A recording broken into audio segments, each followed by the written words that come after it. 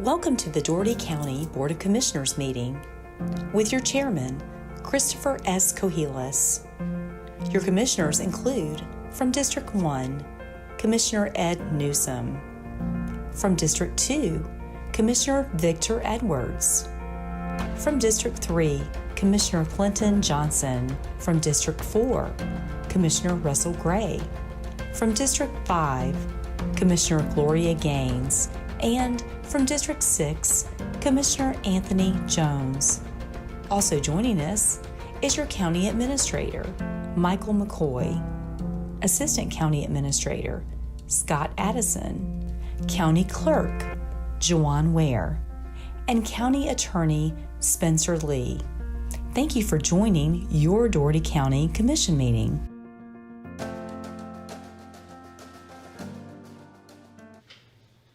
All right, good morning, everyone. Good morning. All right. Go ahead and call to order the Dougherty County Commission regular meeting for June 21st, 2021. Note for the record that all commissioners are present and in person. I would ask for everyone to stand for the prayer and then the pledge. I'm going to ask Commissioner Johnson to lead us in the prayer this morning. I felt the Spirit leading you that way.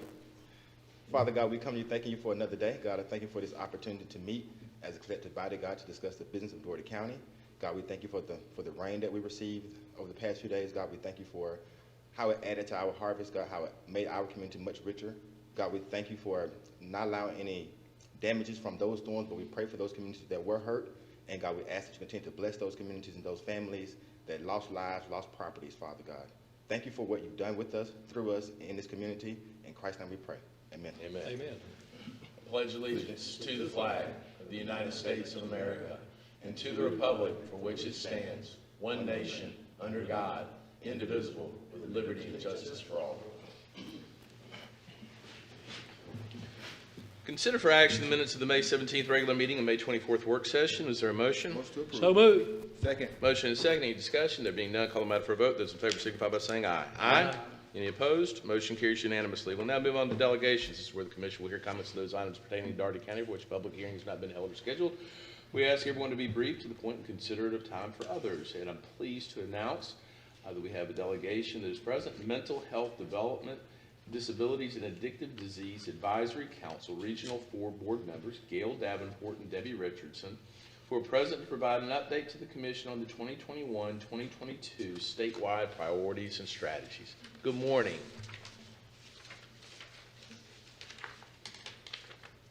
Good morning. Good morning. Good morning. Ms. Richardson could not be here today.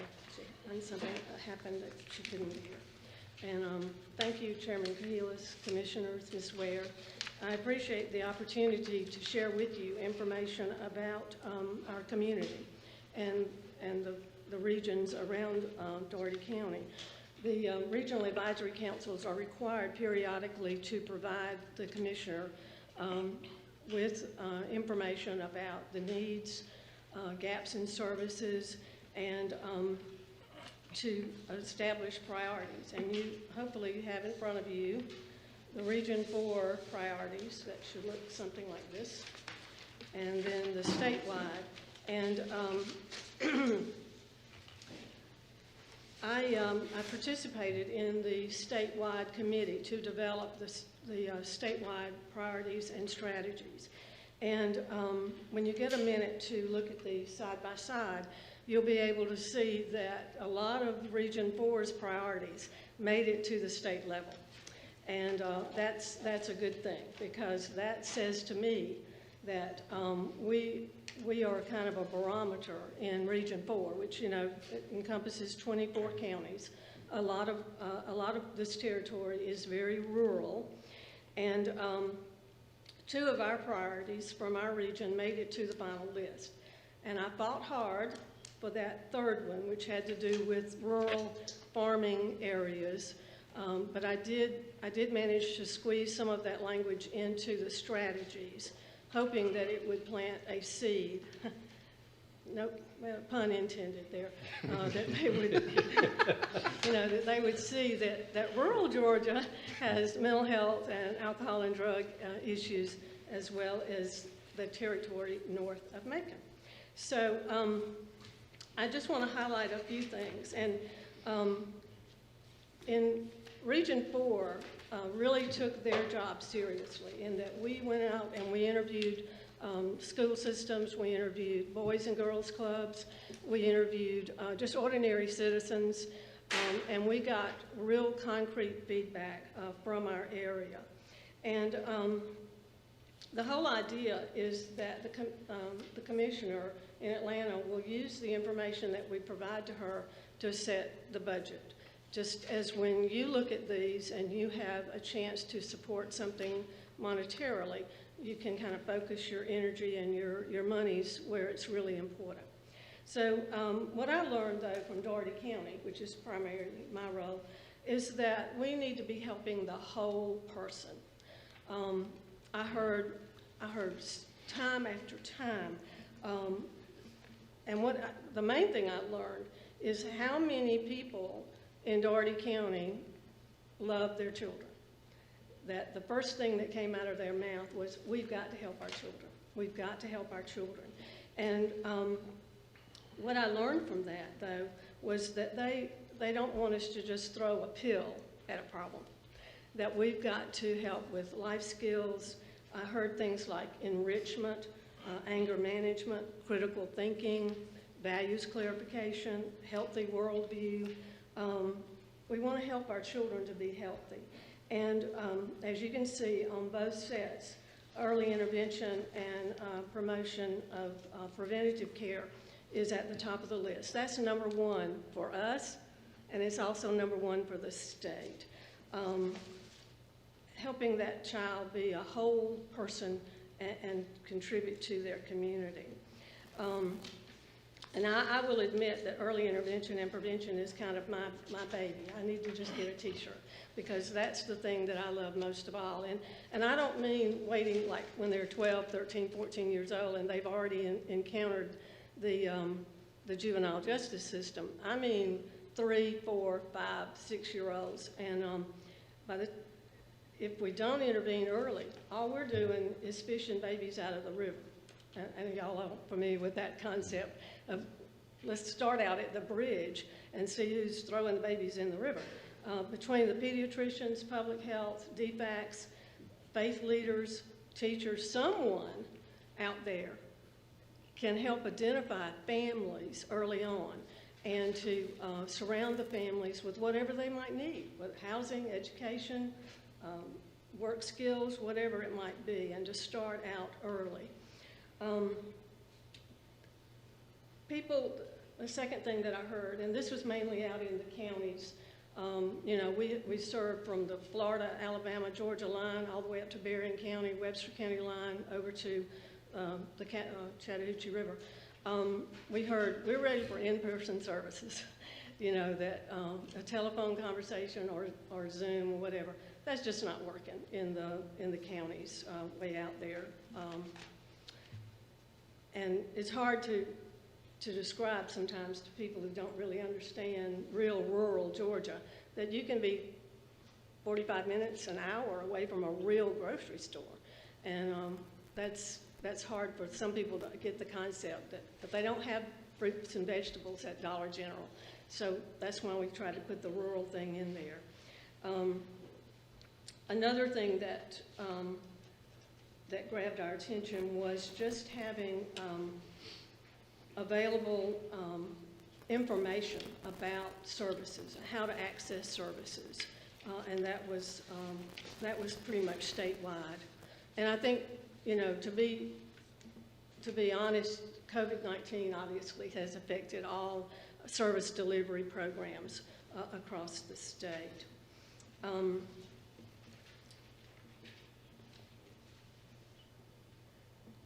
Now, how do you use this information? Now, if you know someone that's writing a grant, sometimes they want to have information about how's the local community looking, and this gives you an idea. At least the last time I wrote a grant, that they wanted to know what it is, what's going on in your community. And I'm not going to go over every detail with you there because you can see that for yourself. But early intervention, local access, in-person services, and for us in our area, recognizing the unique needs of the rural communities as far as English is not always the first language that's spoken in some of our communities. Housing, transportation continues to be an issue for some. Okay. And may I answer any questions for you? Any comments or questions?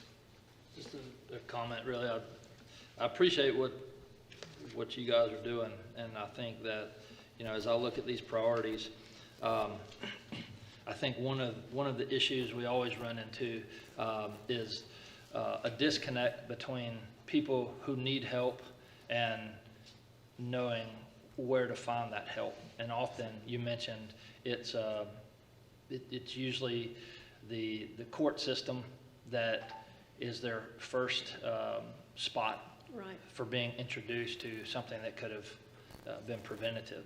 You know, I think one of the things that we hear in the news today is about defunding the police. And while certainly that can be in the eye of the beholder, I think one thing that entails or that denotes is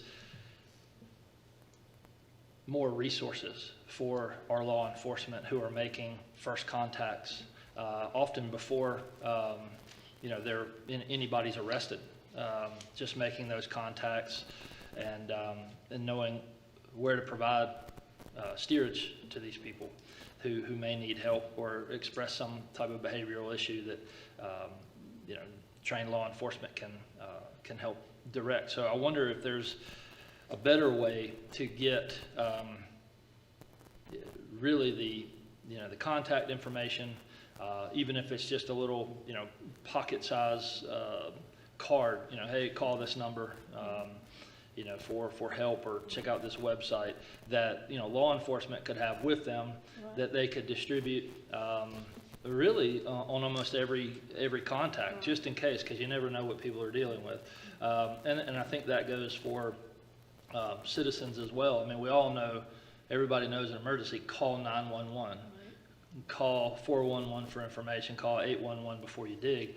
But nobody knows a centralized, standardized point of access for, I don't really know what's wrong, I'm kind of in a funk, Right. I'm not myself.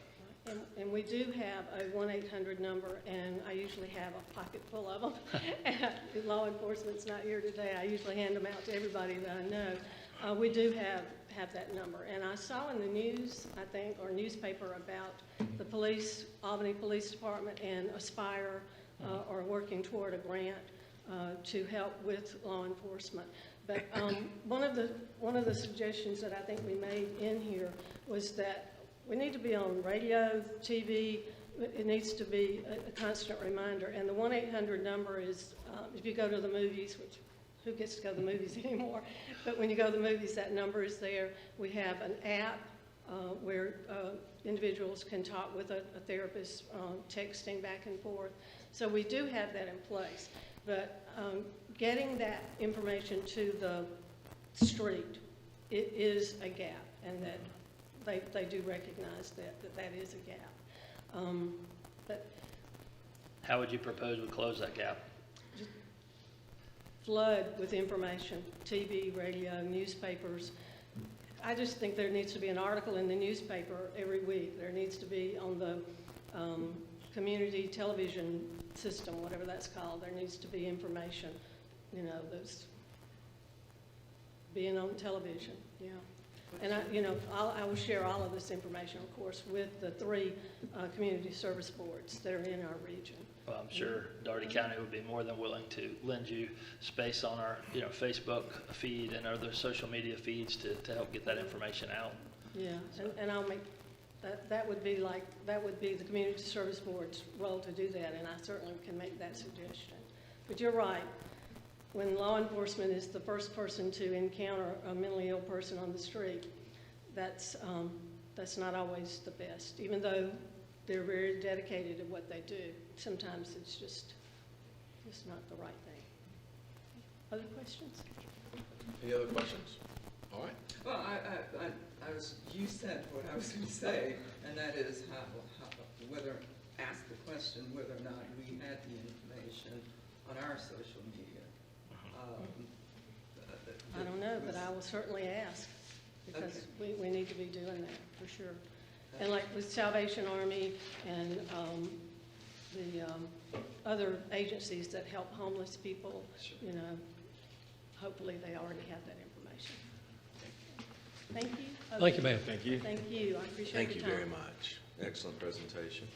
Okay, any other delegations that did not previously sign up that wish to be heard at this time? Good morning, Mr. Wright.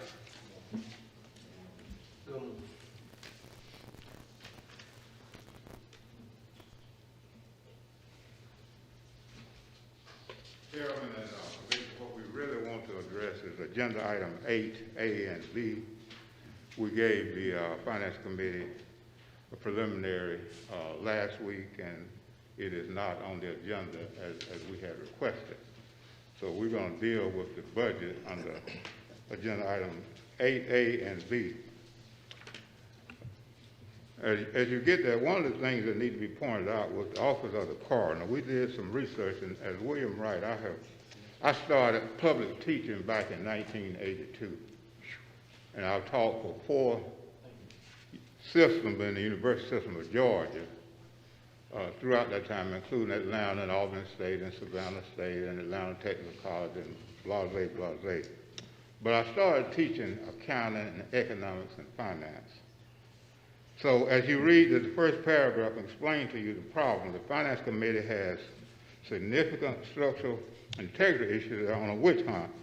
The office of the coroner was established back in 1787 before America became America. On the Articles of Confederation, there was something, the coroner's office was a constitutional office. In 1787, under the Articles of Confederation, and Georgia joined the Union, the Articles of Confederation, in 1780, and it's further augmented in Title 45 OCGA. So, in other words, the coroner is a single member constitutional officer, and you have to treat him or her the same way you treat the sheriff and other constitutional officers. So we're explaining that there's something called significant adverse impact. Adverse selection means you're discriminating. That's just a kind way of saying it. And we point that out to be on a witch hunt. Now, we've gone through a semi-forensic audit of the budget as proposed. In paragraph 2, what we'll point out there is what you're doing is in direct violation. 1964 Civil Rights Act has 11 titles, but what it basically means is the 1964 Civil Rights Act gave America a whole year to get ready, that this was coming, to treat everybody equal. So that means you cannot make assignments like you have done on committees and that kind of thing.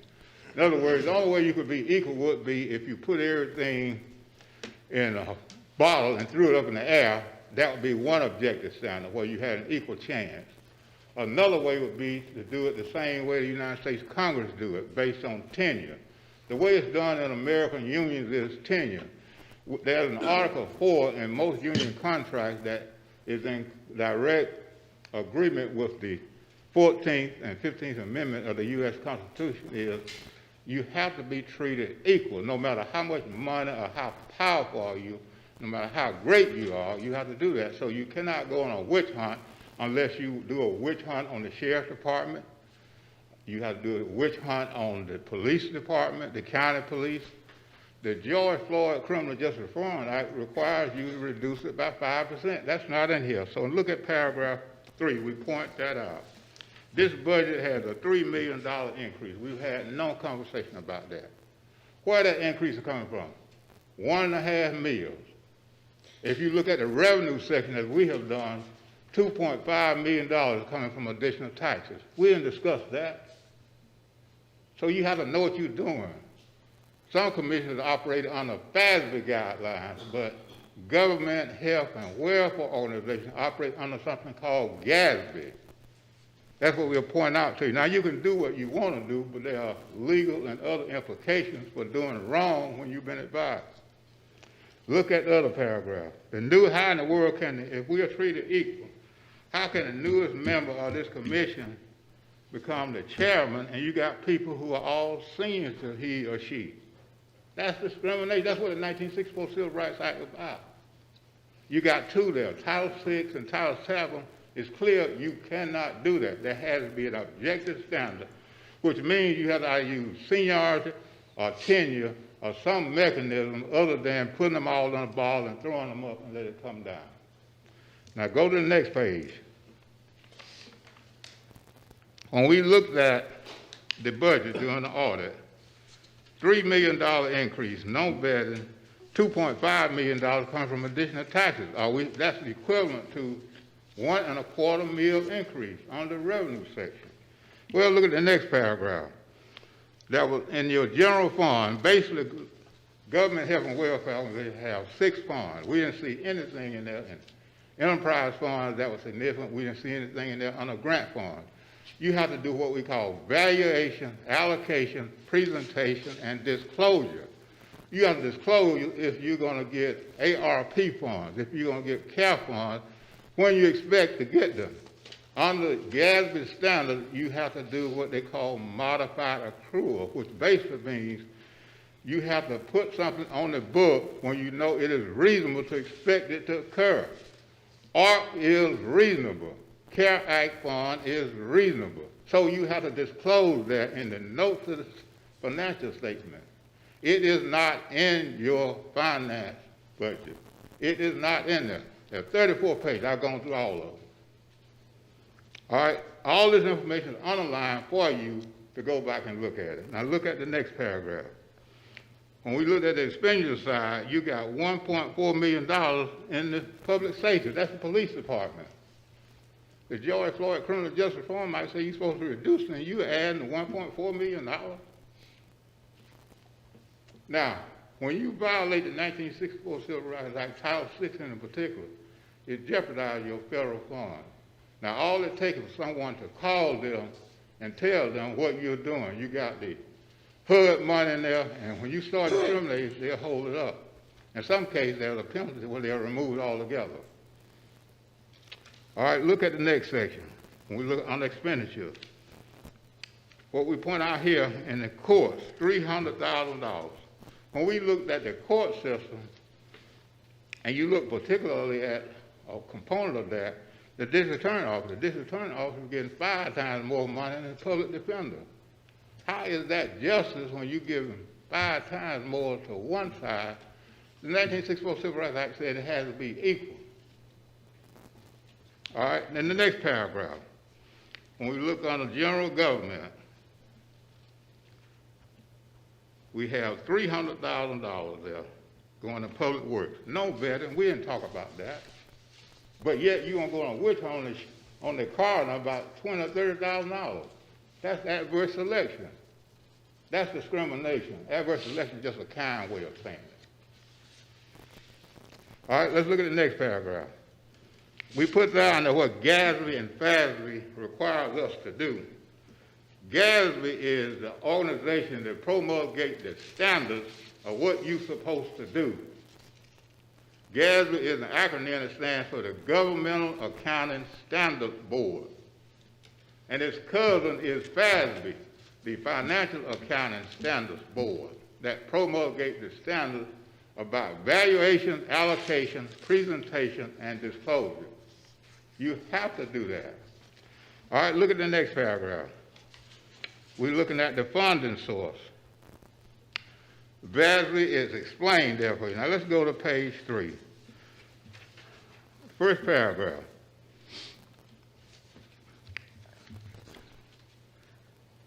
What we'll point out here is that we have to make every effort to treat every organization the same.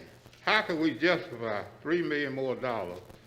And now the single question comes forth where it comes from, but we could turn around when there was a request to add $600,000 for minority business office in a community that's 80% African American and black, and as we presented to the city last week, we have lost 10,000 people. How can the budget be growing and you lost 10,000 people between the county and the city?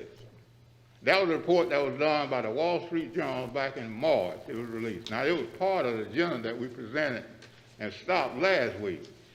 It's 6 pages by Dr. Daniel McIntyre of Harvard University. We've lost 10,000 people. That means we were losing 1,000 citizens every month. So if we are going down, we lost 10,000 people, should the budget be growing? Should we be coming up with another $3 million in the budget in our environment? And we get all this federal money that's not disclosed, and it's not even a note to it as GASB requires us to do. And then in the next paragraph, you got about $1 million worth of contracts on today's agenda. No African American or black business considered. You give the Economic Development Commission in this budget that hold another $100,000, and they are part of the reason we've been losing those 10,000 people, and the other agents, not just saying it was the EDC. All of them, that report card by the Wall Street Journal is just an assessment that what we've done collectively has not been working. And it cannot work because, like a lot of things, it's called what we call a symmetry of know-how and experience and how to respond. Now, you have something to think about on this, and we'll come back to you as promised next week. But now everything has been underlined. The Finance Committee needs to do what it's supposed to do, discontinue this witch hunt, because someone is going to call the Department of Justice about your Title VI violation, and we all are going to be sorry when it could have been avoided. You cannot take the newest member and make he or she the chairperson, and you got people who've been here 10 years before he got here. What kind of mess is that? You cannot do stuff like that. What I'm saying, you can do whatever you want to do, but there are legal consequences and implications for violating the law. Now, we'll stop right here, and we'll come back on the 28th and bring you that report, because we have 3 reports to bring. We're going to finish looking at this budget and show you the mistakes that are in there that should have been, instead of going on a witch hunt about $20,000 or $30,000. The witch hunt is nothing but discrimination. Now, that's a kind word of saying a witch hunt, but you didn't do this all. You didn't look at this $2.4 million increase. You didn't look at the Public Works Department. Public Works is getting $400,000 more money. We've been doing this for almost 40 years. Now, it's possible that we could have forgotten something. And I admit, sometimes I do forget. But I do not forget that 1964 Civil Rights Act, because I remember as a child growing up, and people came to me and they said, William, you don't have to say Mr. or Miss or nobody anymore. The law, that's what's in the law. So, thank you, and we'll stop here, and we'll see you next Monday. You do what you want to do, but we can reasonably assure you somebody's going to make that call. See if there are any questions. We've underlined everything for you. Thank you very much, Mr. Wright. All right, let's move on. Any other delegations that did not previously sign up that wish to be heard at this time? Okay. Let's move on to purchases. Consider for action the resolution providing for the acceptance and execution of the contract to accept the bid for the Dougherty County Health Department paint project from the lowest responsive and responsible bidder, meeting the requirements of the bid, affordable painting and remodeling of Leesburg, Georgia, in the amount of $190,000, subject to the execution of the contract by the county administrator. Funding is budgeted in SPLOST 7. Is there a motion? Motion to approve. Is there a second? Second. Motion and second. Any discussion? Yes, sir. Mr. Johnson. Yes, sir, Mr. Chairman. I looked back over the contract for this, and we were told last week that the what's the word? The referrals were mandatory, and I needed someone to show me where the references was a mandatory part of the bid. I didn't see it in the bid request. Can we clarify that, please, for Commissioner Johnson, please? Good morning. How are you? I'm fine, how are you? Very morning. good, thank you. I guess my name is someone. Decent in the order. Someone. You said you need someone to show you. Yes, ma'am, I do. I'm someone. Point the way for me. It is in the bid documents, under interior painting, under the scope of work. There is a sentence that says, all quotes from bidders for this project must include at least 2 successfully completed jobs similar in size and scope of work from the last 2 years, to include a phone number and contact person for reference. That's inside the bid. That's in the bid document. But the last page, when it says what must be submitted, is it listed there as well? It's not listed there as well.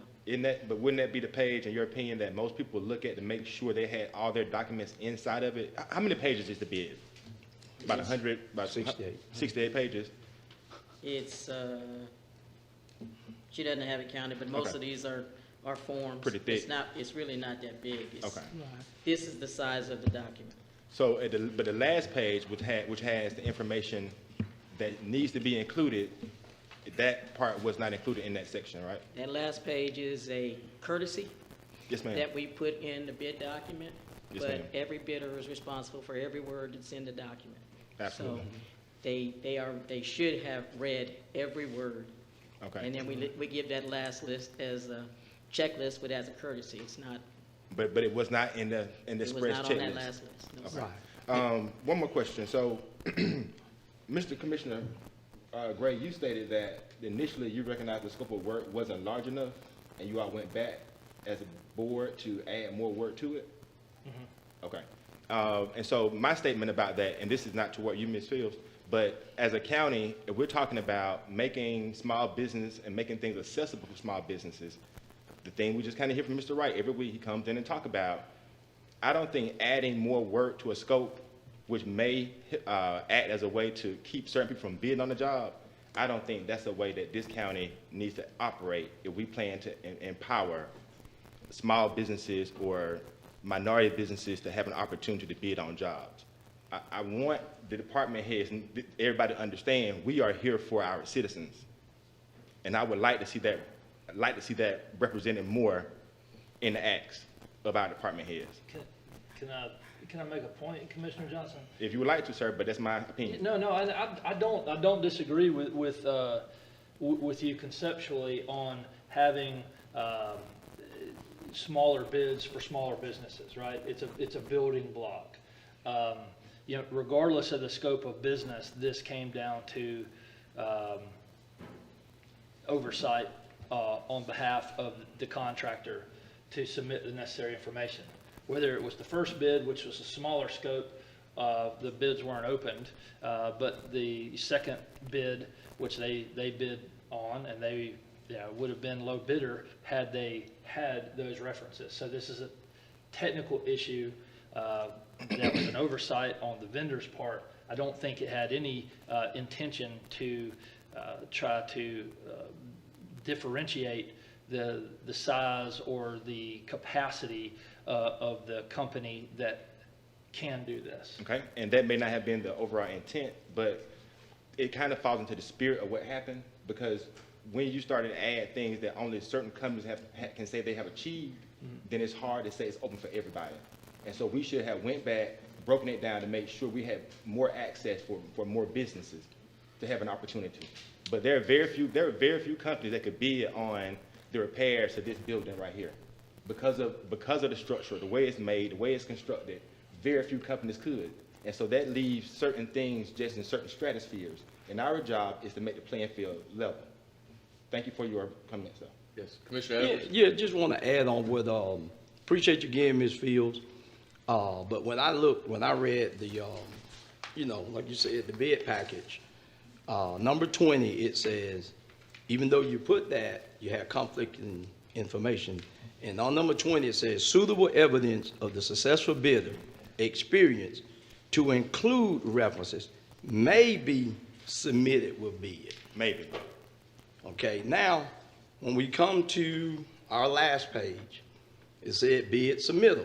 So to me, when we made that change, to me, because we have not done that previous, I would have liked you or Ms. Heidi to present that to Mr. McCoy or Mr. Scott to make that variation.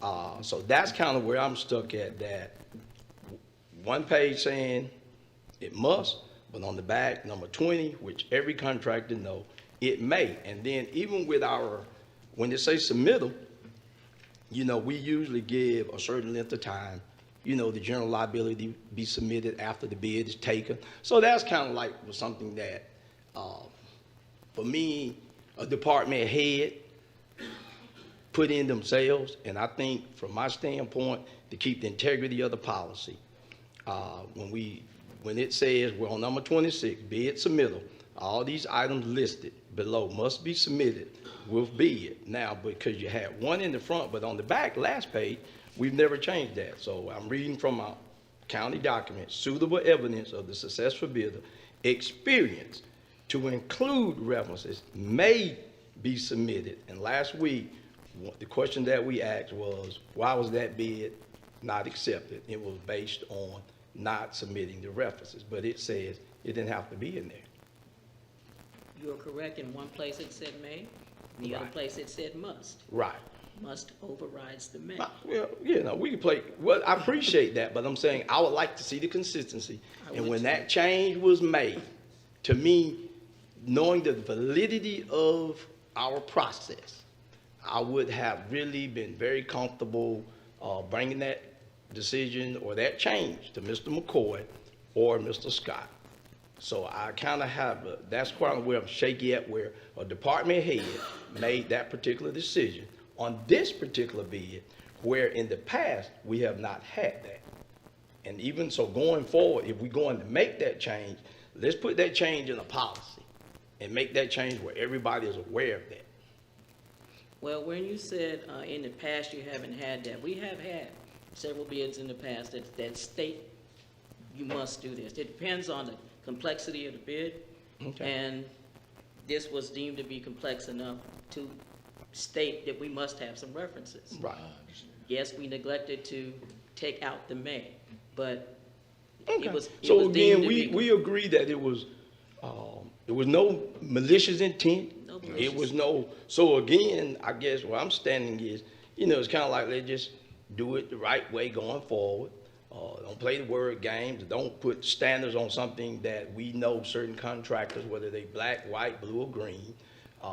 You know, if you say 62,000 square feet, well, somebody's not gonna have 62,000 square feet of painting under one contract. But if I've been in business over 10 years or 15 years, I've kind of probably done painted 62,000 square feet. You kind of get what I'm saying, okay? So there's, you know, I'm just saying going forward, you know, if we're gonna make a policy, and you understand, because you've been in that position a long time, you understand the capacity, the complexity of it, you understand the sensitivity of the minority community, you understand the sensitivity of the small business. So again, when we made that change, it kind of like made a quick right turn. And it was just an oversight, nobody intent. You kind of get, and that's what I want to stay away. But I want to keep that integrity there.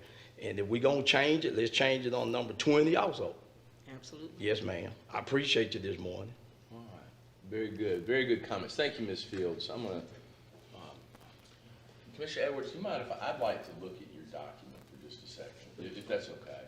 Well, I had paid like 10 cents a copy. Well, I'll give you a nickel.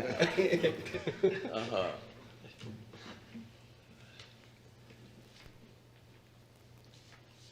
Give me this right here.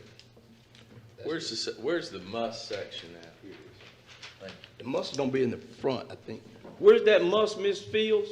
I'll show him. Ah, I got it. Okay,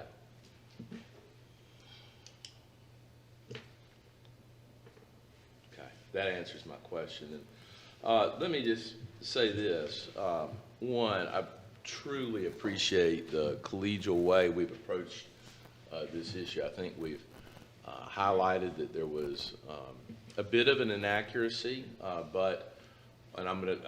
I don't normally do this, but I'm going to explain where I'm going to come down on this. One, I appreciate all the comments that have come from all the commissioners. I think we did highlight that there was a small inaccuracy in the bid process, and while no process is perfect, we can always get better. I also appreciate the fact that there were some hiccups at the initial beginning of this project in determining its scope. And sometimes those hiccups, for whatever reason, they can mean one thing to one person or another thing to another person. I appreciate the fact that we were able to transparently discuss that and eliminate what could have been potentially some inaccurate conclusions regarding intent. I also appreciate the comments and suggestions from Commissioner Johnson about department heads being able to find projects that are small enough to encourage small minority businesses to be able to participate. We don't always want to bundle projects together in such a way that it eliminates everyone else from the marketplace, because, and I will say this, I've seen it on a larger scale where ultimately that doesn't help the taxpayer. I could tell you for a matter of fact that when the federal government contracted on our behalf to clean up all of the debris here locally, the prices that got charged by contractors, the same contractors that we all work with on local contracts the year before, the price was about 3 or 4 times what it would have been if we were contracting for it. And I do recognize and am very sensitive, and I'll also say I'm the son of a firefighter and carpenter who was a small business owner, and I can know, understand, and appreciate the fact that sometimes larger projects, if folks aren't given a chance, then they cannot necessarily grow. But ultimately where I end up coming down, and I wanted to see this for myself, is that the bid document was, in terms of what had to be submitted, is, in my opinion, unambiguous, in that it says all items listed below must be submitted with bid, and underlined is failure to provide all required submittals will result in rejection of bid. And it says, let me find. It's not there, sir. It's not there? No, sir. No. Okay, well then where is it say it's must? It's back up in the document pages. Someone needs to show me that then. Sorry.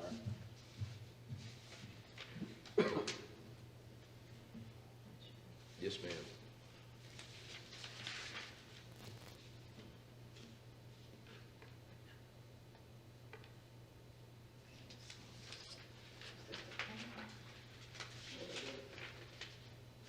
Ma'am?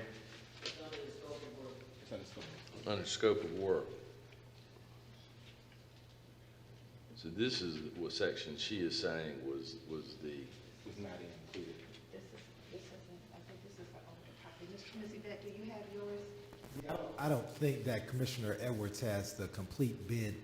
I'd like to see Ms. Fields. I'd like to see Ms. Fields, if you don't mind, because I want to, I thought that was what I was being shown, but I was So wrong. fill it out. Yeah. Because I need to see that if I won't form my opinion. Because it should be. They don't give me no clarity. At some point, are we going to get rid of these penalty boxes? Oh, I'm sorry, here. I'm sorry, here. Okay. Here it is, right Yeah, I got it. She got all, okay, all quotes. So this is in section 1. All quotes from bidders for this project must include at least 2 successfully completed jobs similar in size and scope of work from the last 2 years, to include a phone number and contact person for the reference. That is unambiguous in my opinion, and it is literally in the first paragraph of the scope of work, which is something that would be presumably read. That being said, I do think we can do better, as always, and I'm thankful for the opportunity to discuss this openly and transparently. Secondarily, the lawyer side of me fears that if we don't grant this to the lowest responsive and responsible bidder under these circumstances, I think we would be inviting, I'm sorry? No, I thought Ms. Gaines was talking. Oh, I think we would be inviting liability and suit, particularly on a contract of this size. So that's my reasoning, humbly submitted to my colleagues. Any other comments or questions? Yes, thank you. Yes, Commissioner Gaines? I haven't had the opportunity to read it, but just listening to what I heard, I'm a bit conflicted, because I remember asking the specific question last week, why was this lower bid thrown out? And it was particularly stated that it was one single problem, and that was the references. And now today I'm learning that, and I may not be hearing it correctly, that included in the bid documents are conflicting statements about the need for the references to be submitted at the time of the bid. Now, if I'm wrong in that, I need to understand. You, Mr. Chair, had the opportunity to read it and absorb it. But from what I think I heard, included in the bid document itself are conflicting statements. I would, it depends on how you define the word conflicting, and I'm not trying to be coy. There are 3 sections where it could be referenced. 1 is in the initial scope, 2 is in the section where it discusses maybe, and then 3 is in a list of documents that have to be included, otherwise it would be rejected. The first instance that it is addressed is unambiguous. It says it must be, it's literally in the first paragraph. It then further addresses it a second time, I believe, in paragraph whatever, midway through, and it says that folks may choose to submit references. And then there's another section that doesn't make any reference at all to the issue of references, but it talks about things that if not included, their bid will be rejected. In terms of, you know, if I were to give the document on that issue a grade, I'd probably give it a C-. But I don't find it to be ambiguous in the sense of saying you do or you don't have to submit references. I think if you read the document, you appreciate it, you come away with the conclusion that there is a very unambiguous statement in there that says must. There is nothing in there that says don't, and then there is a secondary statement that says, you know, you may choose to do this. And I think read as a whole, you're going to have to review it as a must. That's how I view it. But reasonable minds can disagree. Some folks may determine that to be conflicting. And I could understand that position. But that's ultimately sort of where I fall individually. I'm not at all suggesting to anyone else how they should view this issue, because everyone has the right to make up their own mind. Mr. Chairman. Yes, Commissioner Jones? If I may, I'd like to offer a substitute motion. Okay. For this motion that's here. So I could not hear you, Commissioner. I would like to offer a substitute motion. Okay. For what's here, if I may. Yes, sir. And if I'm in order. Yes, sir.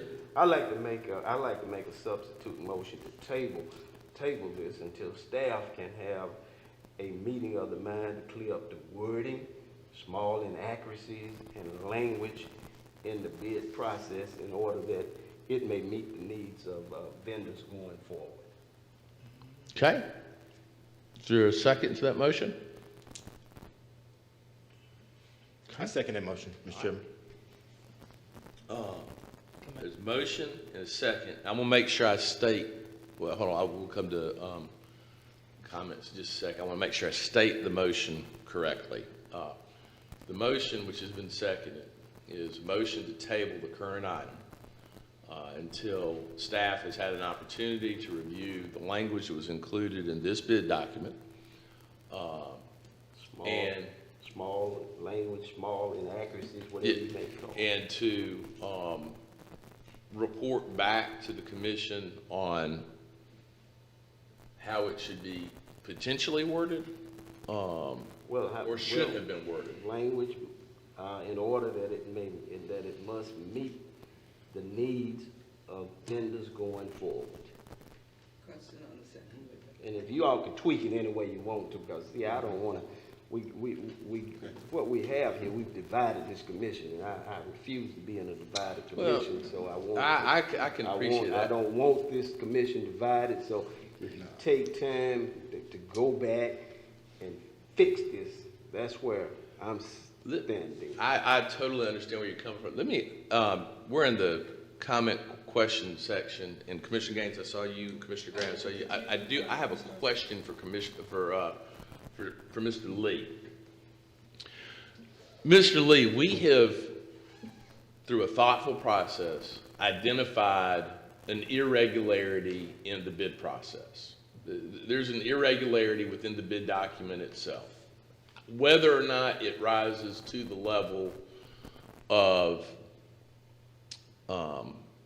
subjecting us to liability from the gentleman that didn't receive or is not the proposed winner because he didn't submit references, I don't know the answer to that. My gut is that the ambiguity is not big enough to do that. And that ultimately folks that submitted references would probably be on a stronger footing. But that's a different issue than what I'm about to ask, which is, let's say we said, look, guys, there was an ambiguity. This got messed up a little bit. We don't like the language. There's ambiguous language that was in the bid. If we scrapped it and rebid it, would that pose any problems for us? Other than practically speaking, and this is a real issue, everybody knows each other's bid prices now. And that's a big deal. And so like, I can hear, understand, and appreciate that somebody feels like, you know, they didn't get a fair shake. Ultimately, I mean, it's in black and white. But then secondarily, I got a problem with saying, okay, you know, abracadabra, I pulled the curtain back, here's what everybody bid on these prices, because ultimately I'm a fiduciary for the county. So can you answer that question for me, Mr. Lee?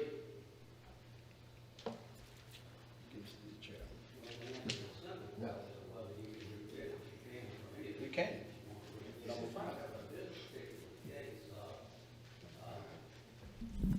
This particular case. Can you hear? Yeah, I can now. I couldn't hear you before. Well, to answer the question about rebidding, the commission can, for any reason they like, rebid any bid for any reason. Again, you can do that. You can reject all the bids and rebid. Now, in this particular case, of course, I've never researched the issue of the language that says either you must have references or you may have references to make a determination as to whether or not you can reject a bid based on that. I'll be glad to work with staff and look at that language. I'm not interested in a deep dive on that, and I appreciate that offer. What I'm more concerned with was whether or not we have the right to start over, and I'm sitting here, my wheels are sort of spinning, because if this were like a unique project where somebody were like building a sculpture for us, and there could be a true monetary advantage in knowing it, but knowing what everybody else's prices were, and there were some real creative element that were associated with that, then I could say, you know what, I'd be really worried about the fact that everybody's numbers are out there. But at the end of the day, we're talking about, you know, a couple 100 gallons of some semi-gloss paint, some paint rollers, and that's about it. Well, all right, Mr. here's Chairman, what I'm gonna do. I'm gonna make a motion that we go ahead, reject the bids, re-put this back out, and is there a second? Second. Motion and second, any discussion? Yes. Yes, sir. Commissioner Gregg. So let's not lose sight of what this project is for. Our public health department has not been touched since the flood of '94. when new carpet and flooring was laid. It's been the epicenter of treating our patients with HIV/AIDS here in our community. It's been the epicenter for teen health and maternal health education and programs. It's been the epicenter of our WIC programs here in our marginalized and underserved communities. And it has been a major site of vaccine distributions during the pandemic. Public health is a necessity, and this building is in dire need of a revision, a refreshment. There are holes in walls. There's a lot of things in the scope of what needs to be done in that building that just isn't in the budget. But a new coat of paint means the world to that staff and those patients and clients that attend both the clinic and the educational sessions in that building. That was the ask because of the need. Now, yes, there was some a little bit of miscommunication in the beginning about what needed painting, and looking at it, it's like, wow, more of it needs painting than they originally thought. The health department was being very conservative and modest on what their highest priority was, and when staff looked at it, it's like, well, we need to paint everything. It needs a good coat. There are corner beads that are messed up. There are holes in walls. It needs a lot of TLC. I do recognize that there was some turmoil in the beginning around this bid, and the scale of it changed. The intent of it never did. So I ask every one of my commissioners here, there are questions around the language in the bidding, in the bid package. It's not done intentionally nor maliciously, and there was no intent to try to steer this to any larger or specific contractors. This needs to be done for our public health system, and it is a cost-effective price, and we do have a fiduciary responsibility to the taxpayers to ensure that that happens.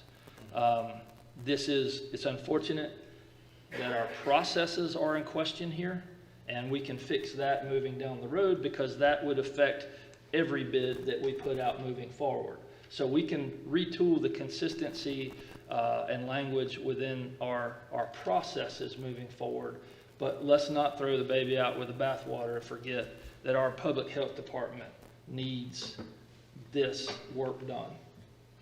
Totally understand and appreciate all those concerns, and I think we've definitely fleshed out that there was no ill intent. Ms. Fields, Mr. McCoy,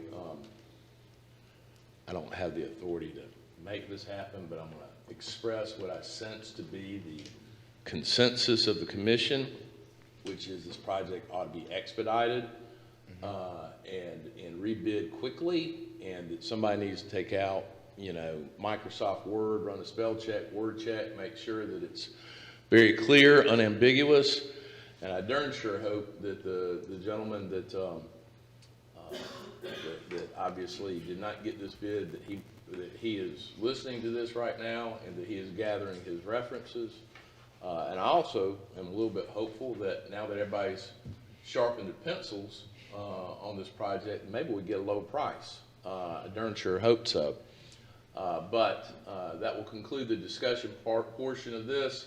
Call the matter for a vote. Those in favor of the substitute motion that the chairman has offered in this matter to rebid this and decline the bids that are currently that have been submitted and to rebid this out as outlined, signify with the sign of aye. Aye. Those opposed? Nay. Okay. Vote is 6-1. Motion carries. Thank you all. That horse is dead. Let's move on. Consider for action the resolution providing for the acceptance and execution of the contract to seal cut the parking lot at the jail from the lowest responsible bidder, meeting specifications of Surface Masters, Inc. out of Marietta, Georgia, in the amount of $54,875, subject to the execution of the contract by the county administrator. Ms. McCoy. excuse me, sorry. Is there a motion? Motion to approve. Second. Motion and second, any discussion? There being none, call the matter for a vote. Those in favor signify by saying aye. Aye. Any opposed? Motion carries unanimously. Consider for action the resolution providing for the acceptance and execution of the change order to perform exterior wall and hardscape restoration for the judicial and government buildings with the current vendor Waterproofing Contractors, Inc. out of Norcross, Georgia, in the amount of $123,647. Funding is available in SPA 7, judicial building improvements and government center improvements. Is there a motion? Motion to approve. Second. Motion and second, any discussion? There being none, call the matter for a vote. Those in favor signify by saying aye. Aye. Any opposed? Motion carries unanimously. Consider for action the recommendation to purchase one speed trailer for the Dougherty County Police Department from Madden and Associates out of Braselton, Georgia, in the amount of $39,220. Funding is available in the Special Services District Fund. Is there a motion? Motion to approve, sir. Second. Motion and second, any discussion? There being none, call the matter for a vote. Those in favor signify by saying aye. Aye. Any opposed? Motion carries unanimously. Additional business. Consider for approval the authorization by the Board of County Commissioners for the Planning Commission to review the county's solar regulations for the purpose of allowing solar panels on roofs that face public rights of way. The Albany-Dougherty zoning ordinance requires the county commission to submit all proposed text amendments to the Planning Commission for its review and recommendation. Is there a motion? Motion to approve, Mr. Chairman. Second. Motion is second. Any discussion? There being none, call the matter for a vote. Those in favor signify by saying aye. Aye. Aye. Any opposed? Motion carries unanimously. Discussion of the fiscal year 2022 budget request by Coroner Mr. Fowler. Good morning, Mr. Fowler. Good morning. I understand there was a productive meeting.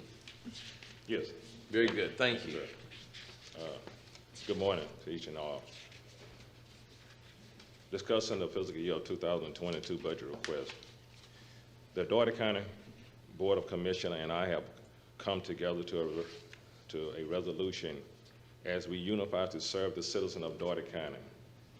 Thanks to you, the Commissioner, Finance Committee, and staff, for your consideration regarding the adjustment of the coroner's office budget.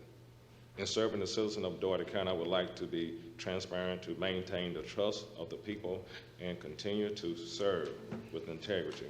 Thank you again. Thank you very much. Chairman, if I may make a comment behind him, please? Yes, please. Okay. Go ahead, Commissioner. I just want to thank Commissioner Newsom and Gray for working as hard on the Finance Committee with Mr. Fowler to come to this end. But I also want to thank the leadership of Commissioner Gaines, who reached out to the coroner. Her respect in the community and her leadership on this matter helped us to all come to a very nice position in this area. Thank That's you, Commissioner very Gaines. good. Thank you again.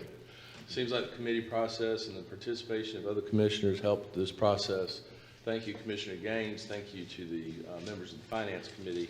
I'm glad that this has been brought to a resolution that is reasonable and agreed upon, which is always the best type of resolution one can have. I do have a couple updates that I'm going to come to when it's my opportunity, but at this point, Mr. McCoy, do you have anything? Nothing further, Mr. Chairman. Mr. Lee? All right, Commissioner Edwards?